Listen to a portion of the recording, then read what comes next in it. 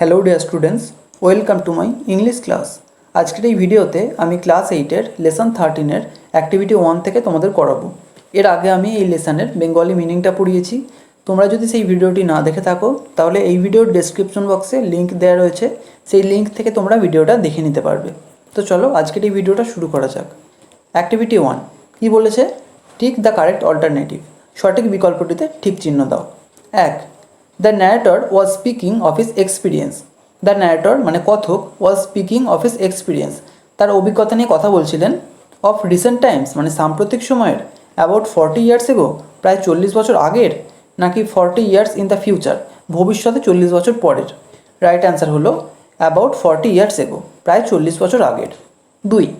The land could produce only. The land মানে ভূমিটা, could produce উৎপাদন করতে পারত, অনলি মানে শুধুমাত্র, প্ল্যান্টস অফ অল টাইপস সমস্ত ধরনের গাছ, হোয়াইট ল্যাভেন্ডার্স বন্য ল্যাভেন্ডার গাছ, নাকি ওক ট্রিস ওক গাছ। রাইট অ্যান্সার হলো wild lavenders. 3. The village where he was camped was inhabited by. এখানে হিয়ের পর ওয়াজটা হবে না। দ্য ভিলেজ মানে গ্রামটা, হোয়ার হি ক্যাম্পড যেখানে তিনি তাঁবু খাটিয়েছিলেন, ওয়াজ ইনহ্যাবিটেড মানে সেখানে থাকা হতো, বাই মানে দ্বারা, কাদের দ্বারা? দ্য ভিলেজার্স গ্রামবাসীদের দ্বারা, ওয়াইল্ড অ্যানিমেলস বন্য প্রাণীদের দ্বারা, নাকি নান কারোর দ্বারা নয়। রাইট অ্যান্সার হলো নান কারোর দ্বারা নয়, অর্থাৎ কেউ থাকতো না। 4. The sound of the wind is compare to. The sound মানে শব্দ, কিসের শব্দ? অফ দ্য উইন্ড বাতাসের শব্দ, ইজ কম্পেয়ার তুলনা করা হয়, টু কার সাথে? এ ফ্লিউট বাঁশির সাথে, ড্রামস ড্রামের সাথে, এ ওয়াইল্ড বিস্ট একটা বন্য জন্তুর সাথে। রাইট অ্যান্সার হলো এ ওয়াইল্ড বিস্ট একটা বন্য জন্তুর সাথে। Activity 2. Rearrange the following sentences in the correct order and put the numbers in the given boxes. Rearrange মানে পুনরায় সাজাও, the following sentences নিচের বাক্যগুলোকে, in the correct order সঠিক ক্রমে, and put the numbers in the given boxes এবং নিচের দেওয়া বাক্সগুলিতে নাম্বারগুলিকে লেখো। তো এখানে যে বাক্যগুলো দেওয়া রয়েছে সেগুলোকে ঘটনাক্রম অনুযায়ী পরপর সাজাতে হবে এবং তাদের পাশে 1 2 3 4 করে লিখতে হবে। তো প্রথমে আমি আগে এই বাক্যগুলো পড়ে এর মানেগুলো বলে দিচ্ছি, তারপরে আমি উত্তরগুলো বলে দেবো। 1 নম্বর বাক্য কী বলেছে? The narrator had been walking for 3 days মানে কথক 3 দিন ধরে হাঁটছিলেন। 2 নম্বর, he came across a dry spring, তিনি একটা শুষ্ক ঝর্ণার দেখা পেলেন। কেম অ্যাক্রস মানে দেখা পাওয়া। 3. No vegetation grew in the region except wild ল্যাভেন্ডার্স।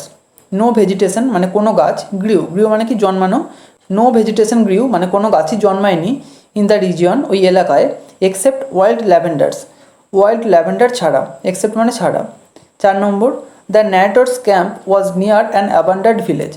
The narrator's camp মানে কথকের তাঁবুটা, ওয়াজ ছিল, নিয়ার অ্যান অ্যাবান্ডান্ট ভিলেজ একটা পরিত্যক্ত গ্রামের কাছে। অ্যাবান্ডান্ট ভিলেজ মানে পরিত্যক্ত গ্রাম, অর্থাৎ যেখানে কেউ আর বাস করে না। 5. He was in search of water, তিনি জলের খোঁজে ছিলেন। আর 6. He lost all hopes of water when his search produced no result after 5 hours। He lost তিনি হারালেন, অল হোপস অফ ওয়াটার জলের সমস্ত আশা, when his search produced no result যখন তার এই খোঁজাখুঁজিটা কোনো ফল এনে দিল না, আফটার 5 hours 5 ঘন্টা পরেও, অর্থাৎ 5 ঘন্টা খোঁজার পরেও যখন তিনি জলের কোনো খোঁজ পেলেন না, তিনি সমস্ত আশা হারিয়ে ফেললেন। এর মধ্যে 1 নম্বর যেটা হবে সেটা 3-এরটা, no vegetation grew in the region except wild lavenders, বন্য ল্যাভেন্ডার ছাড়া ওই এলাকায় কোনো গাছ জন্মাতো না। 2 নম্বর হবে 1-এরটা, the narrator had been walking for 3 days, কথক 3 দিন ধরে হাঁটছিলেন। 3 নম্বর হবে 4-এরটা, the narrator's camp was near an abundant village, কথকের তাঁবুটা ছিল একটা পরিত্যক্ত গ্রামের কাছে। 4 নম্বর হবে 5-এরটা, he was in search of water, তিনি জলের খোঁজে ছিলেন। 5 নম্বর হবে 2-এরটা, he came across a dry spring, তিনি একটা শুষ্ক ঝর্ণার দেখা পেলেন। আর 6 নম্বর হবে 6-এরটা, he lost all hopes of water when his search produced no result after 5 hours, যখন 5 ঘন্টা পরেও তার খোঁজাখুঁজিতে কোনো জল খুঁজে পেলেন না তিনি জল পাওয়ার সমস্ত আশা হারালেন। Activity 3. Answer the following question, নিচের প্রশ্নটির উত্তর দাও। Why do you think the village was abundant.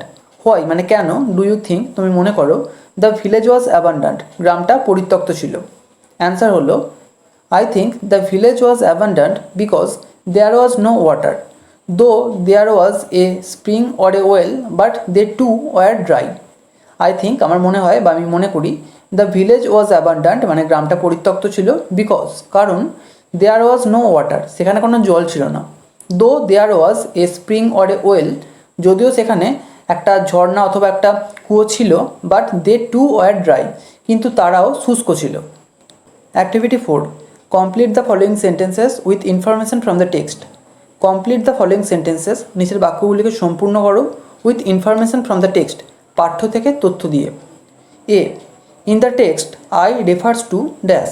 In the text মানে পাঠ্যে আই রেফার্স টু আই বলতে কাকে বোঝানো হয়েছে দ্য ন্যারেটর কথককে। B the shepherd's cottage would be the narrator's shelter for the night since. The shepherd's cottage মানে ওই মেষপালকের কুঁড়ে ঘরটা would be the narrator's shelter কথকের আশ্রয় হবে ফর দ্য নাইট সেই রাত্রের জন্য সিন্স যেহেতু the closest village being still more than a day and a half farther on যেহেতু দ্য ক্লোজেস্ট ভিলেজ মানে সবচেয়ে কাছের গ্রামটাও being still more than a day and a half farther on এখনও 1.5 দিনের দূরে রয়েছে। C with a great deal of attention the shepherd dash. With a great deal of attention মানে বিরাট মনোযোগের সঙ্গে দ্য শেপার্ড ওই মেষপালক began to examine the acorns one after another. Began মানে শুরু করেছিলেন টু এক্সামিন পরীক্ষা করতে দ্য অ্যাকর্নস ওক গাছের ফলগুলোকে ওয়ান আফটার অ্যানাদার একটার পর আর একটা। D the impression provided by the shepherd to the narrator was dash. The impression মানে ধারণা প্রোভাইডেড যেটা দেওয়া হয়েছিল বাই দ্য শেপার্ড সেই মেষপালকের দ্বারা টু দ্য ন্যারেটর কথককে ওয়াজ ছিল দ্যাট নাথিং কুড ডিস্টার্ব হিম যে কোনো কিছুই তাকে বিব্রত করতে পারেনি।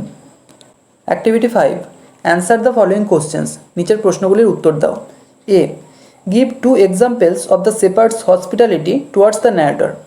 গিভ 2 এক্সাম্পলস দুটো উদাহরণ দাও অফ দ্য শেপার্ডস হসপিটালিটি ওই মেষপালকের আতিথেয়তার হসপিটালিটি মানে আতিথেয়তা টুয়ার্ডস দ্য ন্যারেটর কথকের প্রতি।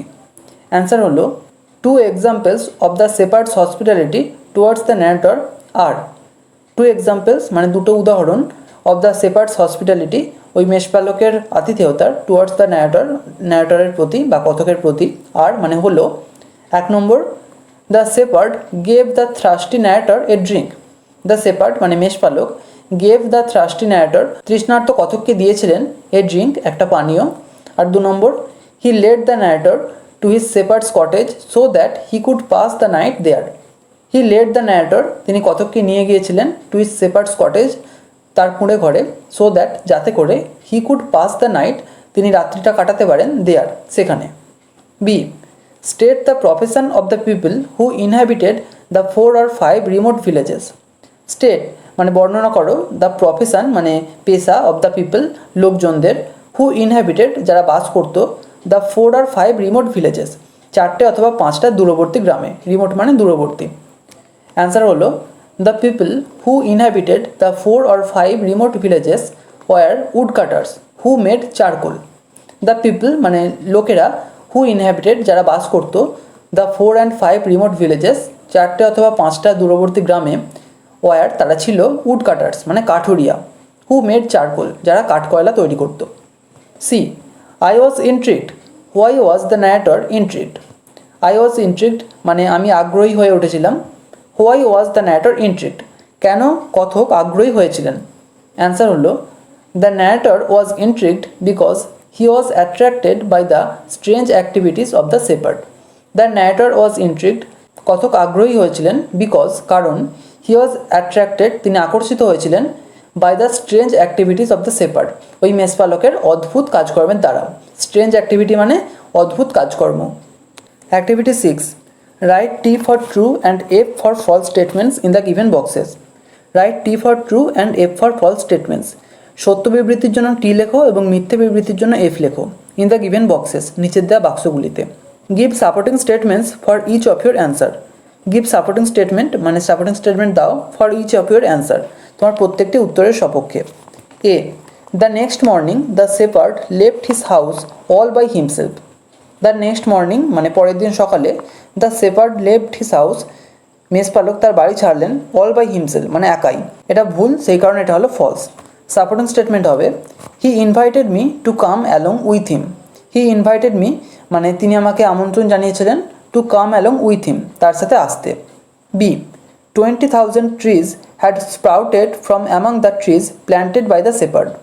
20,000 ট্রিজ মানে 20,000 গাছ, হ্যাড স্প্রাউটেড মানে গজিয়ে উঠেছিল, ফ্রম অ্যামাং দ্য ট্রিজ সেই সমস্ত গাছের মধ্য থেকে, প্ল্যান্টেড বাই দ্য শেপার্ড যেগুলো ওই মেষপালকের দ্বারা রোপণ করা হয়েছিল। এটা সত্য, তাই এটা হবে ট্রু। সাপোর্টিং স্টেটমেন্ট হবে of those 100,000 20,000 had come up. Of those 100,000 ওই 100,000-এর মধ্য থেকে বা ওই 1,00,000-এর মধ্য থেকে 20,000 বা 20,000 হ্যাড কাম আপ বেরিয়ে এসেছিল, অর্থাৎ অঙ্কুরিত হয়েছিল। C the narrator met Elzeard Bouffier after a time span of 5 years। The narrator মানে কথক মেট এলজিয়ার্ড বোফিয়ার, এলজিয়ার্ড বোফিয়ারের সঙ্গে সাক্ষাৎ করেছিলেন after a time span of 5 years মানে 5 বছর পর বা 5 বছরের ব্যবধানে। এটা মিথ্যে, তাই এটা হবে ফলস। সাপোর্টিং স্টেটমেন্ট হবে the oaks of 1910 were now 10 years old and were taller than me and than him. The oaks মানে ওক গাছগুলো অফ 1910 1910 সালের, ওয়ার নাও 10 years ওল্ড এখন 10 বছরের পুরনো বা তাদের বয়স 10 বছর, and were taller than me এবং আমার থেকে আরও লম্বা ছিল, অ্যান্ড দ্যান হিম এবং তার থেকেও। D the forest had স্প্রাং with the combined effort of the villagers and the shepherd. The forest মানে জঙ্গলটা, হ্যাড স্প্রাং গড়ে উঠেছিল, উইথ দ্য কম্বাইন্ড এফর্ট যৌথ প্রচেষ্টায়, of the villagers and the shepherd গ্রামবাসীদের এবং মেষপালকের। এটা মিথ্যে, তাই এটা হবে ফলস। সাপোর্টিং স্টেটমেন্ট হবে হোয়েন আই কনসিডার্ড দ্যাট যখন আমি বিবেচনা করলাম যে, দিস হ্যাড অল স্প্রাং এই সমস্ত কিছুই গড়ে উঠেছিল, from the hands and from the soul of this one man এই একটি মানুষের হাত এবং আত্মা থেকে, সোল মানে আত্মা, উইদাউট টেকনিক্যাল এইডস কোনো রকম প্রযুক্তিগত যন্ত্রপাতি ছাড়াই। ইট স্ট্রাক মি এটা আমাকে বিস্মিত করলো, দ্যাট যে men could be as effective as God মানুষ ভগবানের মতোই ফলপ্রসূ হতে পারে, ইন ডোমেইনস যে কোনো ক্ষেত্রে, আদার দ্যান ডিস্ট্রাকশন ধ্বংস ছাড়া। Activity 7 answer the following questions নিচের প্রশ্নগুলির উত্তর দাও। A how did Elzeard Bouffier plant the acorns. How মানে কীভাবে, did Elzeard Bouffier plant the acorns Elzeard Bouffier oak ফলগুলো রোপণ করেছিলেন। অ্যান্সার হলো at first Elzeard Bouffier pounded his iron rod into the ground. This made a hole in which he placed an acorn and covered over the hole again. Thus he planted the acorns. At first মানে প্রথমে, এলজিয়ার্ড Bouffier pounded his iron rod এলজিয়ার্ড বোফিয়ার তার iron rod বা লোহার দণ্ড দিয়ে পাউন্ডেড বা আঘাত করেছিলেন ইনটু দ্য গ্রাউন্ড মাটির মধ্যে।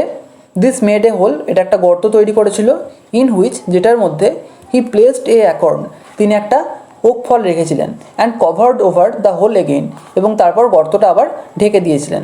দাস এইভাবে হি প্ল্যান্টেড দ্য অ্যাকর্নস তিনি ওক ফলগুলোকে রোপণ করেছিলেন। B how many years later did the narrator revisit the country. How many years later মানে কত বছর পরে, did the narrator revisit the country কতক পুনরায় ওই দেশে ভ্রমণ করেছিলেন। দ্য ন্যারেটর মানে কথক রিভিজিটেড দ্য কান্ট্রি ওই দেশে পুনরায় ভ্রমণ করেছিলেন 10 years লেটার 10 বছর পরে। C I found that the war had not disturbed him at all. Why do you think that the war had not been able to disturb Elzeard বোফিয়ার।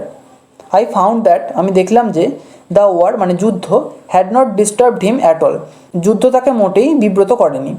Why do you think কেন তোমার মনে হয়, that যে the war had not been able মানে যুদ্ধ সক্ষম হয়নি, two disturb Elzeard বোফিয়ার এলজিয়ার্ড বোফিয়ারকে বিব্রত করতে। অ্যান্সার হলো I think that the war had not been able to disturb Elzeard Bouffier because he was busy in planting acorns. I think আমার মনে হয়, দ্যাট যে the war had not been able মানে যুদ্ধ সক্ষম হয়নি, টু ডিস্টার্ব এলজিয়ার্ড বোফিয়ার এলজিয়ার্ড বোফিয়ারকে বিব্রত করতে, বিকজ কারণ, হি ওয়াজ বিজি তিনি ব্যস্ত ছিলেন, ইন প্ল্যান্টিং অ্যাকর্নস ওক গাছ রোপণ করতে। D what was the narrator's reaction on seeing the massive oak trees. What was the narrator's reaction কথকের প্রতিক্রিয়া কী ছিল, on seeing the massive oak trees ওই বিশাল ওক গাছগুলোকে দেখে। অ্যান্সার হলো on seeing the massive oak trees the narrator became speechless and passed the whole day in silence walking through the forest. On seeing the massive oak trees বিশাল oak গাছগুলোকে দেখে, the narrator became speechless কথক বাকরুদ্ধ হয়ে গিয়েছিলেন। Speechless মানে বাকরুদ্ধ, and passed the whole day, এবং গোটা দিনটা কাটিয়েছিলেন ইন সাইলেন্স, নিস্তব্ধতার মধ্যে। ওয়াকিং থ্রু দ্য ফরেস্ট, জঙ্গলের মধ্য দিয়ে হেঁটে গিয়ে। এখানেই আজকে শেষ করছি। নেক্সট ভিডিওতে বাকি অ্যাক্টিভিটিগুলো নিয়ে আলোচনা করব। এই ভিডিওটা যদি ভালো লেগে থাকে তাহলে একটা লাইক করো, আর অবশ্যই চ্যানেলটিকে সাবস্ক্রাইব করে বেল আইকনটিকে অল করে রেখো, যাতে আমাদের আগামী সমস্ত ভিডিওর নোটিফিকেশানগুলো তোমরা পেতে পারো। Thank you.